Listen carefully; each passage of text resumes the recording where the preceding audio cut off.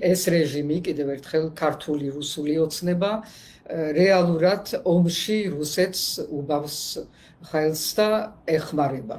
ეს უმწვავესი განცხადება სალომე ზურაბიშვილმა გუშინ გააკეთა. მეხუთე პრეზიდენტმა პირდაპირ თქვა, რომ ივანიშვილის პარტია უკრაინის წინააღმდეგ ომში რუსეთს ეხმარება.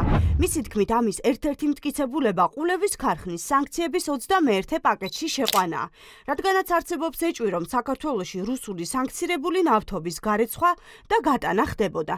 მეხუთე პრეზიდენტი დარწმუნებულია, რომ საერთაშორისო პარტნიორებს მალე ყველაფერზე სათანადო პასუხი ექნებათ. ჩვენი პარტნიორები უფრო და უფრო ღიად მზად არიან იმისთვის, რომ აღარ მოითმინონ ის, რაც ყველამ დიდი ხანია უკვე იცოდა, მაგრამ ნელ-ნელა მოქმედებენ ამ მიმართულებით, აღარ მოითმინონ ის, რომ საქართველო გახდა მთავარი რუსეთისთვის სანქციების გვერდისავლის ქვეყანა.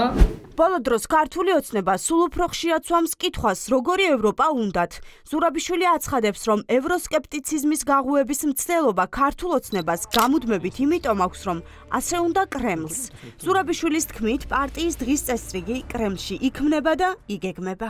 ოცნების დღის წესრიგი არ არის ოცნების დღის წესრიგი, ეს არის რუსეთის დღის წესრიგი. ოცნების კურსი დღევანდელი, რომელიც ასევე დღეს გუშინ გაახმოვანა კიდევ ერთხელ პაპუაშვილმა და კიდევ ერთი ნაბიჯით, ერთი საფეხურით წინ წავიდა, როცა თქვა, რომ ჩვენ ბოლოს და ბოლოს ინტერესიც არ გვაქვს ევროკავშირში შეცვლის, რაც მოგვიტანსო და ეს არ არის თავარი, ეს არის რუსეთის გზავნილი რუსეთის ინსტრუქცია. შალვა პაპუაშვილი ევროკავშირის წინააღმდეგ კრიტიკის მთავარი მედროშია.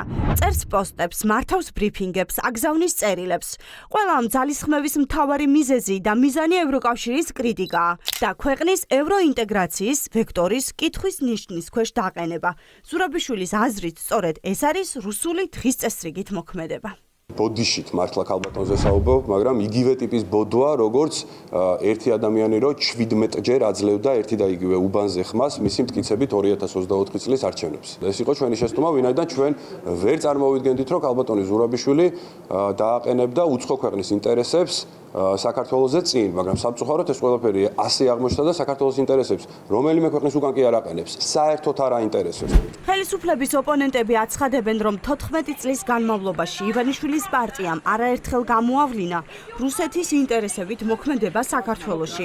იქნებოდა ეს ანაკლის ღრმაწყლოვანი პორტის პროექტის ჩაგდება თუ ყულევის ქარხანა, სადაც სავარაუდოდ რუსული სანქცირებული ნავთობის გარეცხვა და ქვეყნიდან გატანა ხდებოდა, თუმცა ზურაბიშვილს წარსული დღეს ოპოზიციიდანაც შეახსენეს. ლელო ძლიერი საქართველოს წლებია ამბობს, რომ ეს ადმინისტრაცია მოქმედებს რუსული გეგმის თანახმად, ასრულებს რუსულ დავალებას.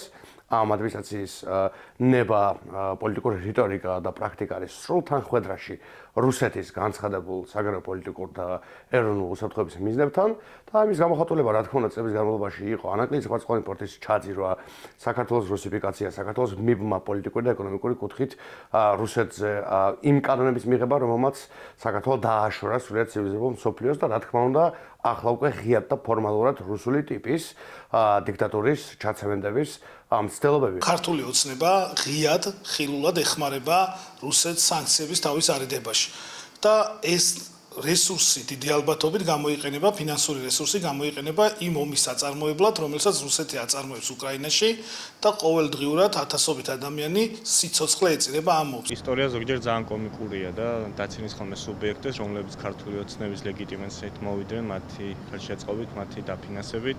თუ ის თulis რომ მან პრორუსული ძალასთან ერთად მოიგოს არჩევნები, ახსნას ეს, რატომ გაყავდა ეს არჩევნები რუსული ძალისთვის და ბოდიში მოიხადოს ამაზე მკაფიოდ, რომ ეს სერიოზულად მიიღოთ მისი ეს პოზიციები და არა იმიტომ, რომ მხოლოდ ეხლა ესე აწყობს.